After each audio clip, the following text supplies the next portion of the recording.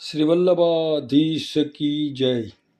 शिक्षापत्र 20 શ્લોક 1। શ્રી ગોપેશ્વરજીનો પત્ર આવ્યો વાંચી તેના જવાબમાં શ્રી હરિરાયજી લખે છે, પત્રથી સમાચાર જાણતા ઘણો આનંદ થયો છે, કારણ કે દૂષિત જીવ પર પણ પ્રભુ ભગવાન પોતે જ કૃપા કરે છે। શ્લોક 2। પ્રમેય બળ પ્રાપ્ત થાય તો શું અસાધ્ય છે, માટે પ્રથમના દોષોની ચિંતા ન કરવી। શ્લોક 3। સારા ગુણવાળી ઔષધિ હોવા છતાં ખોરાક લેવામાં પરેજી પાડવામાં ન આવે તો ઔષધિનો ગુણ નાશ પામે, તેમ ભગવદ ભાવ ઉત્પન્ન થાય। લૌકિક ચિંતા કરીએ તો ભાવનો નાશ થાય છે, માટે લૌકિક દુઃખ મનમાં ન લાવવું। શ્લોક 4।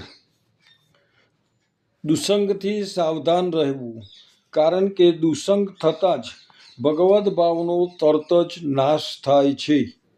દુસંગ મહાબાધક છે। શ્લોક 5। દુષ્ટ પુરુષે કરેલી નિંદા તે ધૈર્યની વૃદ્ધિ માટે કારણરૂપ છે। શ્લોક 6। દુષ્ટ પુરુષોની વાણીમાં રુચિ ન રાખવી, શ્રી હરિનું નામ છે તે જ સર્વ દોષોની નિવૃત્તિ કરનાર છે। શ્લોક 7। શ્રી મહાપ્રભુજીએ આપેલ મહામંત્ર અષ્ટાક્ષર મંત્ર શ્રી કૃષ્ણ શરણમ મમ, જે ભક્તિ માર્ગમાં સર્વ સિદ્ધ કરવાને સમર્થ છે। શ્લોક 8। તેથી જ બ્રહ્મ સંબંધ સર્વ દોષોની નિવૃત્તિ કરનારું છે। શ્લોક 9।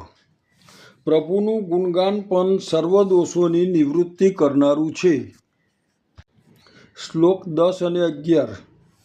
જ્ઞાન સર્વ દોષોને ભસ્મ કરનારું છે, પરંતુ તે પ્રભુના પ્રાદુર્ભાવનો પ્રતિબંધ દૂર કરવામાં સમર્થ નથી, તેથી તેને ન્યૂન કહ્યું છે। શ્રી આચાર્યશ્રીનું સાનિધ્ય ભાવનું દાન કરે છે। શ્લોક 12। શ્રી કૃષ્ણના દર્શનની ઈચ્છા, આરતી અને તાપ આ પુષ્ટિ માર્ગમાં અનુક્રમે પ્રકટ થાય છે। વિપ્રયોગાગ્નિથી વિરહભાવ થાય છે। શ્લોક 13, 14, 15। પુષ્ટિ માર્ગમાં અવિશ્વાસ લાવવો નહીં, બુદ્ધિ ચલાયમાન ન કરવી। શ્લોક 16। વિવેક અને ધૈર્ય વગેરે સર્વ સિદ્ધ કરનારા છે, તેમાં સંશય નથી। શ્લોક 17।